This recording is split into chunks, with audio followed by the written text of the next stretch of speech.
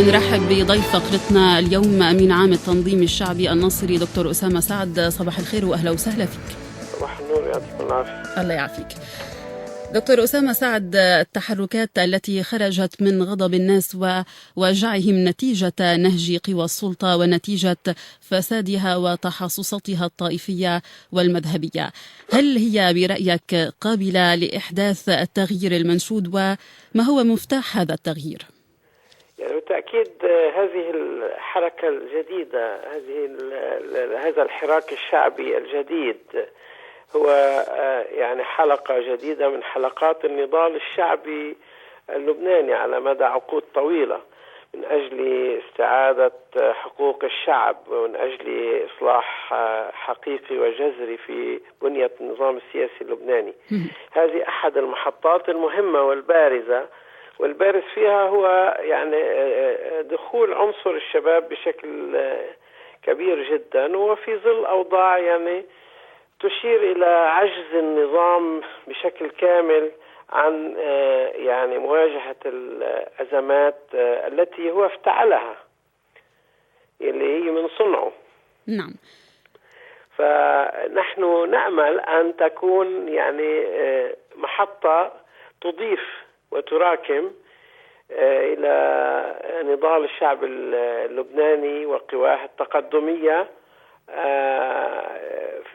من أجل الوصول في نهاية المطاف إلى نظام سياسي يتناسب مع طموحات وآمال الشعب اللبناني إلى دولة مدنية تشطب فيها الطائفية السياسية والتحالف هذا يعني الطائفي الرأسمالي الريعي المتحكم بمفاصل البلد واللي وصل البلد إلى ما نحن عليه الآن. نعم. هذه الثورة الشبابية، هذه النقمة العارمة لها ما يبررها ولها مشروعيتها، وهي جزء من النضال الوطني والشعبي المتواصل، وأيضا يعني يتحمل مسؤولية ما آلت إليه الأوضاع قادة النظام الطائفي الرأسمالي الريعي. دكتور أسامة سعد، لإنجاح هذه التحركات الشعبية برأيك كيف يمكن توحيد هذه التحركات؟ يعني من الواضح أن هناك يعني مجموعة من المطالب الكثيرة، وهي المطالب يعني واضح أنه هي يعني طبيعية أن تكون هاي المطالب متعددة لأنه الأزمات متعددة. يعني هذا النظام ما خلى شيء يعتب عليه.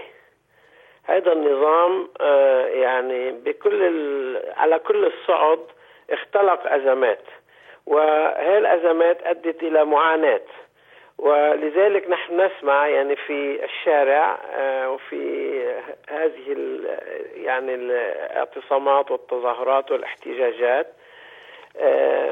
مطالب عديدة تتدرج من مطالب تتعلق ببنية النظام السياسي إلى المطالب الحياتية والاجتماعية التي يعاني منها بسبب سياسات نظام يعاني منها الغالبية الساحقة من أبناء الشعب اللبناني. نعم. فطبيعي أنه تكون المطالب متعددة لأنه الأزمات عديدة. أوكي. فنحن يعني مفترض أنه القوى الشعبية المنخرطة في هذا الحراك الشعبي أنه تشوف كيف طريقة ترتب أولويات المرحلة بما يعني يؤمن تحقيق أهداف أو جزء من الأهداف اللي عم تتحرك الناس من أجلها. فتحديد الأولويات هذه مسألة يعني تتبلور في الميدان وليست مسألة نظرية. لابد أن يتبلور ذلك في الميدان. وأعتقد أنه القوى الشعبية والشبابية بوعيها وبإدراكها لأهمية ما تقوم به قادرة على أن تصيغ أولا أولويات التحرك وأهدافه، وأيضا قادرة على أنه توحد يعني قيادة هذه التحركات بما يتوافق مع تعدد الاتجاهات والتمثيل اللي موجود بقلب الحراك. نعم. دكتور أسامة سعد، بالمقابل هناك محاولات لإجهاض هذه التحركات، كيف تقرأ التصريحات والحملات التي تشن ضدها؟ أولا من ناحية القمع الذي قبلت به، وثانيا من ناحية التشكيك بأهدافه ومن يقف وراءه، والاتهامات التي تطاول أيضا بعض رموزه. وبرأيك أيضا كيف يمكن تنقية هذا الحراك من الشوائب؟ يعني بالتأكيد أولا أريد أن نوجه التحية لهؤلاء الشبان الشجعان الذين بادروا إلى إطلاق هذا الحراك الشعبي المهم. ثانيا بالتأكيد ندين ممارسات السلطة القمعية ضد هذا الحراك وإجراءاتها لإجهاض هذا الحراك. والإجراءات يعني متعددة، تبدأ بالتدخل الأمني وما تقوم به الأجهزة الأمنية من ضغوطات ومن ترهيب، زائد الضغوطات اللي لها طابع سياسي وإعلامي اللي عم بيقوم فيها قادة النظام. قادة النظام طبيعي أنه يحاولوا يجهدوا هذا الحراك من خلال تشويه صورته ومن خلال تخويف الناس من الفوضى. وإذا عم نحكي عن الفوضى من يصنع الفوضى ليس هذا الحراك، إنما من يصنع الفوضى هم قادة النظام أنفسهم. يعني لأنه إني ممكن يعني لما يعجزوا لما يرفضوا بالأساس إن استيعاب يعني مطالب الشباب والاستجابة لها وهي مطالب مش كتير يعني كبيرة، هي مطالب طبيعية. يعني لما بعض الوزراء ما بيقوموا بواجباتهم فإن شو قاعدين يعملوا؟ هن مغتصبين للموقع، مغتصبين للسلطة. فلما تطالب الحركة الشعبية باستقالة بعض الوزراء فهذا مطلب مش كتير صعب، بس النظام بيحاول انه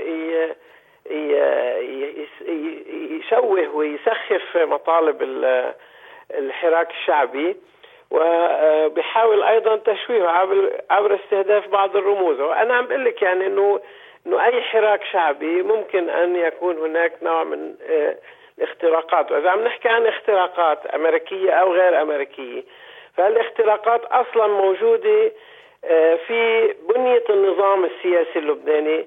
هناك يعني قاده في النظام السياسي اللبناني لهم علاقات ما واتصالات ويستجيبوا للمطالب الأمريكية.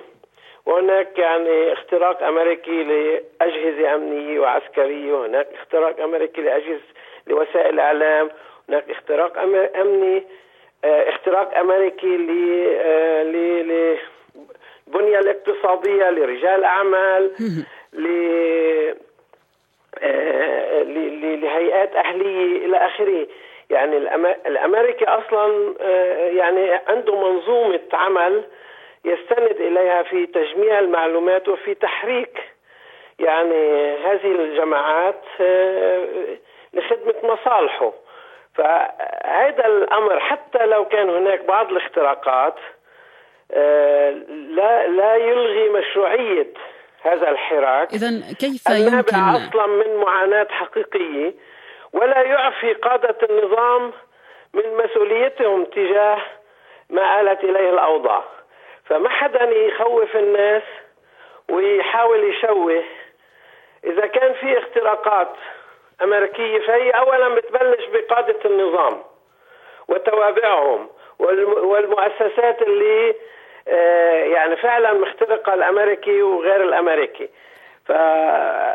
فما هن ما يحطوا الموضوع عند هؤلاء الشباب. بالتالي دكتور أسامة سعد، كيف يمكن تحصين هذا التحرك من هذه الاختراقات ومن أي شوائب؟ يعني شوف القدرة الحراك على أنه يستوعب كل التيارات الإصلاحية التي تدعو إلى إصلاح جذري في بنية النظام، واللي هي الأساس، هذا المنطلق. لأنه كل ما يعني نعاني منه من أزمات هو ناجم عن بنية النظام، واللي وصفناه هو تحالف طائفي رأسمالي ريعي. وله أدواته وتبعيته طبعا كمان، وهو يتحاصص يعني المغانم والمكاسب والامتيازات، وهو أيضا يتفق ويختلف فيما بين مكوناته حسب الظروف الإقليمية والدولية. فهو يعني هو يتصارع بعيدا عن مصالح الشعب اللبناني. لما هذا الحراك يضع مصالح الشعب اللبناني فوق أي اعتبار ويستبعد يعني المصالح الفئوية المباشرة، يعني نحن كتنظيم شعبي ناصري أو قوى تقدمية أخرى يجب أن تقدم يعني المصلحة الوطنية العليا، مصالح الشعب اللبناني وآماله وأحلامه وحقوقه على أي مصلحة فئوية. فنحن يعني مفترض أن ننخرط في هذا الحراك ليس انطلاقا من يعني التزامنا العقائدي كقوى وأحزاب، إنما انطلاقا من الجوامع الوطنية التي يعني يتحرك من أجل تحقيقها الغالبية العظمى من أبناء الشعب اللبناني، إن كانت على الصعيد السياسي أو على الصعيد الاقتصادي الاجتماعي أو على أي صعيد آخر. نعم دكتور أسامة سعد، هذا الحراك الشعبي سيواكب طاولة الحوار التي دعا إليها رئيس مجلس النواب نبيه بري في 9 من أيلول الجاري. كيف ترون خطوة قوى السلطة لعقد هذا الحوار؟ يعني كما ذكرت قوى السلطة تعيش مأزق. نعم. والمأزق ناجم عن عجزة عن اجتراح الحلول لمشاكل سياسية واقتصادية واجتماعية عديدة يعني كانت سبب لهذه الثورة الشعبية. فهذا النظام يعني كان يعتمد دائما على المعالجات اللي لها طابع إقليمي ودولي لإنقاذه مرة تلو الأخرى، ولكن هذا النظام بكل المرات كان يعني يرجع يعيد صياغة نفسه وترتيب العلاقات فيما بين مكوناته، أيضا كمان بعيدا عن ما يتطلع إليه اللبنانيون، يعني بعيدا عن تطلعات الشعب اللبناني. فكان دائما يوجد حلول بالطائف هيك عمل، بالدوحة هيك عمل، وبكل المحطات السابقة والقريبة والبعيدة عمل هيك، وكان بالآخر يعيش فترة على هالاتفاقات ويرجع يوقع بالأزمة ذاتها، وهكذا باستمرار كان الوضع يخضع لتدخلات. وهو كان هلأ منتظر مفاعيل الاتفاق النووي، مفاعيل الحل السياسي بسوريا، التفاهمات الإقليمية كذا لحتى ينقذ حاله، بس هي تأخرت.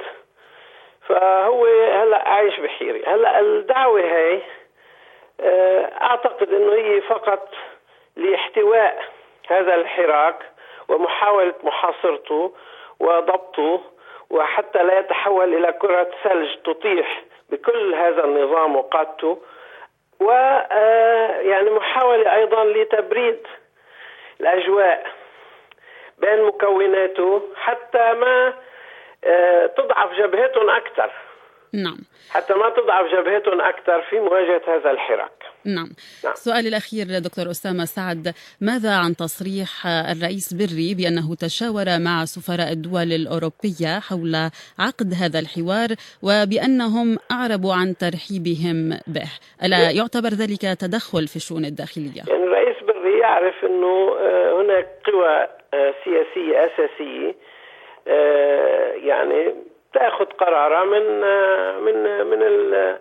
من مرجعيات إقليمية، من دول إقليمية، ولذلك نحن نقول إنه المشكلة هون، المشكلة إنه هيدي السلطة في مكان آخر بعيدا بعيدا بعيدا جدا عن تطلعات الشعب اللبناني وما يريد هذا الشعب.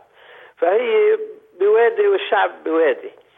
الصراع الدائر بيناتها والتفاهم الدائر اللي بيصير بين مكوناتها لا شأن للشعب اللبناني به، سوى أنه مرات بيساهم بالاستقرار، نوع من الاستقرار، ولكن هو لا يعالج قضايا الناس ومشاكل الناس وما تطمح إليه الناس من يعني مستوى معيشي لائق، إلى إزالة التوترات الناجمة عن تحريض هذه الطبقة السياسية، التحريض الطائفي والمذهبي والمناطقي من أجل حماية مكتسباتها وتحسين شروط يعني المحاصصة مع الأطراف الأخرى. غير هيك ما عم بيعملوا. يعني شو عم بيعملوا؟ يعني امتى شفنا نحن مجلس نواب يجتمع لبحث قضية البطالة وتفاقم أزمة الفقر وارتفاع منسوب الفقر بالبلد؟ امتى اجتمعوا لحتى يحاسبوا انه ليش ما في كهرباء بعد المليارات اللي دفعت؟ امتى قالوا كيف بدنا نطور الإدارة، بدنا نحسن الإدارة؟ لا مجلس نواب ولا حكومة كان عندهم برامج لمعالجة هاي المسائل. كل بنعرفه نحن انه هن بيجتمعوا لتوزيع الحصص الطائفية، بيجتمعوا ليختلفوا او يتفقوا على مدير عام او مسؤول بالدولة يعني بالإدارة. هذا واقع حالهم، هن غير معنيين بقضايا الناس. على أمل أن يغير الشعب اللبناني وهذا الشباب الناشئ هذا الواقع المرير الذي يعاني منه لبنان. وبهذا نأتي إلى ختام الفترة الإخبارية. نشكر لك هذه المداخلة الأمين العام للتنظيم الشعبي الناصري دكتور أسامة سعد، أهلا وسهلا فيك.